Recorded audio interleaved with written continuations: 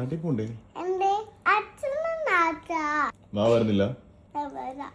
നാട്ടിലോട്ട് പോകുന്നെന്ന് പറയുമ്പോഴത്തേക്കും സാധാരണ പ്രവാസികളുടെ വീട്ടിൽ നടക്കുന്ന പോലെ ദിവസങ്ങളിലെ പ്ലാനിങ്ങും ഷോപ്പിങ്ങും പരിപാടിയൊന്നും ഇവിടെ ഉണ്ടാവില്ല. ചുരുക്കി പറയുകയാണെങ്കിൽ ഇന്ന് രാത്രി 9:30 ഞങ്ങളുടെ ഫ്ലൈറ്റ്. കഴിഞ്ഞ ദിവസം ധാക്ക ലേവറിന് പോയ വൈഫ് ഇതുവരെ എത്തിയിട്ടില്ല.